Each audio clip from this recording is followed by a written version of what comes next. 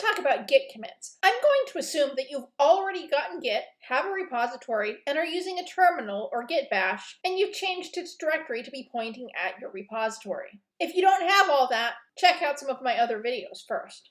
A central idea behind Git is that you want to end up with a series of snapshots that give you the history of your project's development, and let you skip between versions when you need to. For this to work, you need to make the versions. So I'm showing you one right now. To see that, I just typed git log. The way we get these labeled versions is through a process called committing.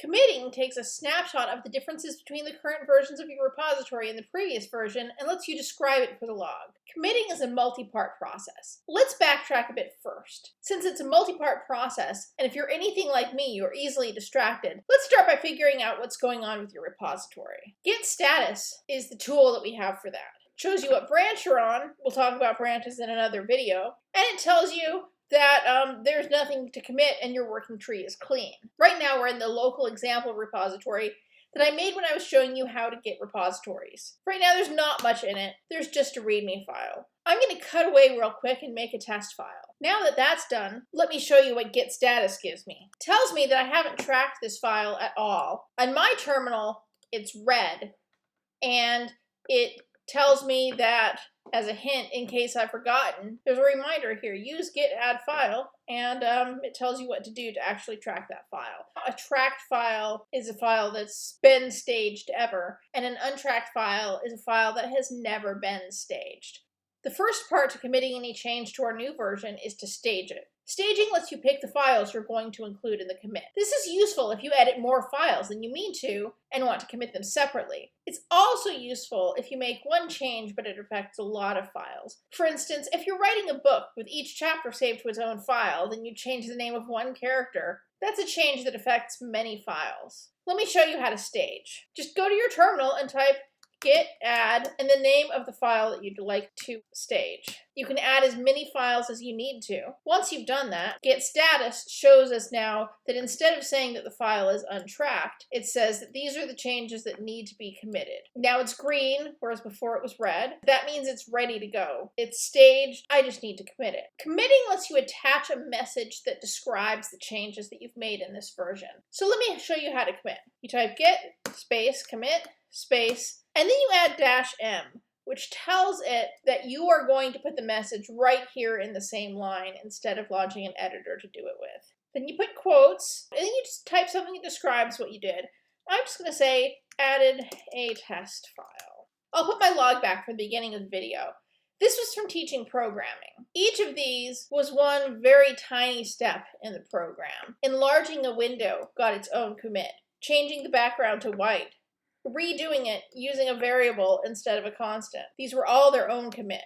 But what if I wanted to do something more complicated, like this message, which has 2 lines, a subject and a body that explains why this message, which accomplishes something pretty similar to the previous version, making the background white, how it's fundamentally different. I'm going to cut to where I've made another change to my repository so I can show you that. First, I'll type git status. This isn't something you have to do when you're on your own, but it's kind of nice to see what it looks like. Notice this time it says that this is modified. It's not a file that's untracked. It's a file that's been tracked before, but it's been changed. I'm going to do the stage again by typing git add test.txt. And now I will show you how to make a multi-line commit message. Just do git commit -m. So show a multi-line commit message. I just hit enter. It gives me this weird prompt which shows me that I have a dangling quote. I started the quote over here, but I've never finished it. It's letting me know that I'm not just at my usual Unix prompt.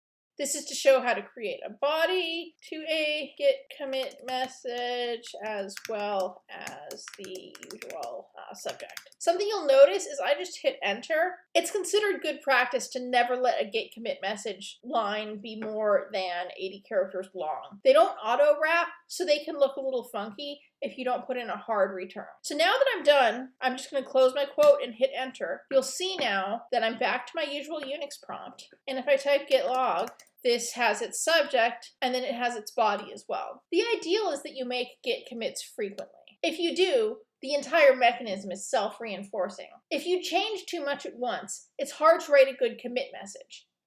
If you change just one easily described thing, then commit it. You're doing it right. Often, all you will have is a subject line.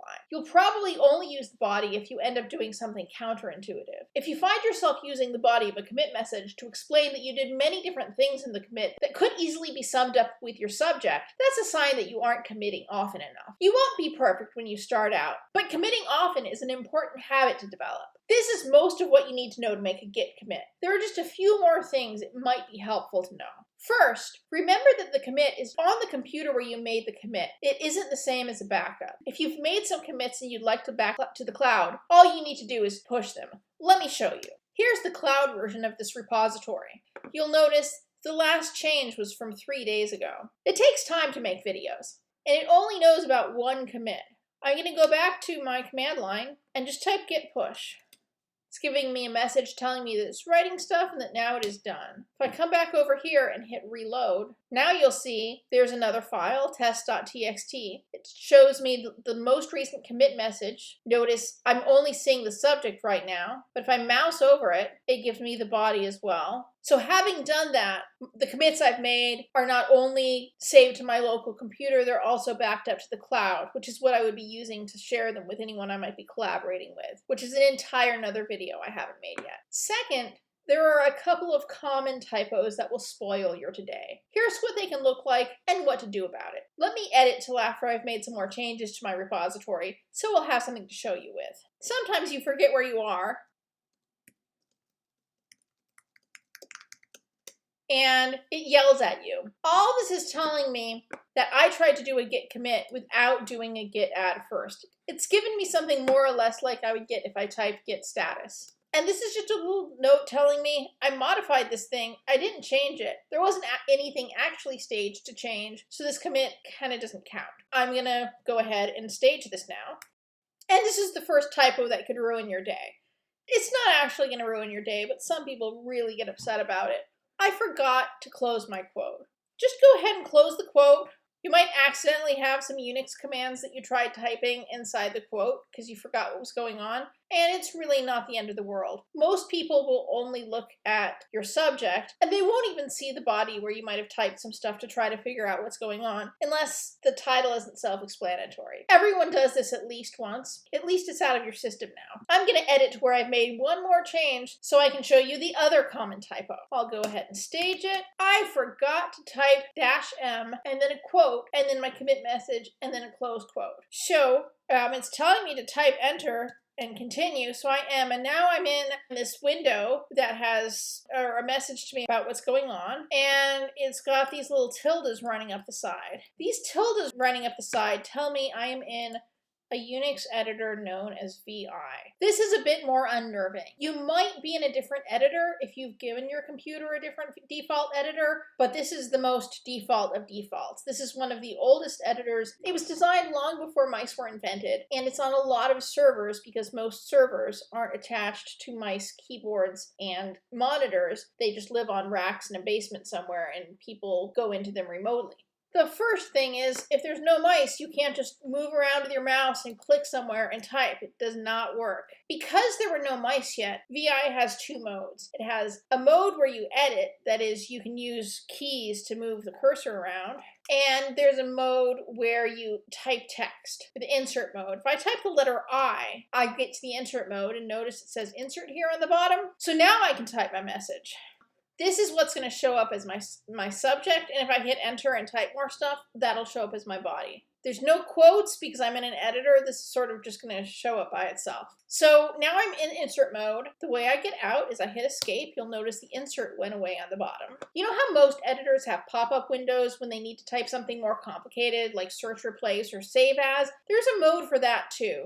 For that, you just type colon. Now you'll see a colon shows up in my bottom left-hand corner. The command you need here isn't super complicated. It's just two letters, W for write, Q for quit. These are both lowercase. And then you just hit return. And what that does is that writes or saves and then quits. I'm going to show you my git log. And there's my new commit message. Those are the only typos that can get you into a weird state, at least that I've seen regularly. There is one last thing I want to show you while we're here, and that is files that need ignoring. really mostly affects Mac people right away, and other people it'll eventually affect, and that is files that you don't want to have be part of your repository. If I'm on a Mac, I usually use this list view to look at files. Some people prefer this tiled view. I do something like this. It remembers these. How does it remember these? It has a hidden file, which is now showing up called ds_store. And this is storing the location of where I moved this when it wasn't in the usual spot. So anyone who regularly uses a Mac from this view will have a ds_store file. There's a few other changes you can make that make it happen. Now, you don't want this in your repository if you're collaborating with someone. The best thing to do is ignore the file. And we do this a lot in Git if we have hidden files or configuration files. So eventually this comes up for all programmers. Right now, I've got this file, ds_store, that I don't want to have show up. And I don't want to commit it, and I don't want to be tracked around with my repository. So I'm going to copy this name .ds_store, and I'm going to go back into the VI editor. This time on purpose, I'm going to type VI space, and then I'm going to .gitignore. So it starts with a period. It's going to be a hidden file that doesn't show up except through the command line if I look for hidden files, and gitignore. That's a reserved name, which you might guess tells Git to ignore things. So it's a configuration file. And in here, I'm just going to put the name of anything I want it to ignore. I put .dsstore in. I'm going to save it. Remember, we did this before. Escape : WQ, git status is empty now. So it's telling me that I have some commits that need pushing, but there's nothing showing up that's not staged, that's a change, or that's staged but doesn't have a commit with it. That's how you make these files go away if you don't want them in your repository. And that's really all you need to know about committing. I can push these changes to the remote host, and I'm done. Typically, you commit many, many times over the course of a work session. Pushing you only need to do it like at the end, like if you take a break or have done something major that you want to share with your colleagues right away. And that's all you need to know. See you next time.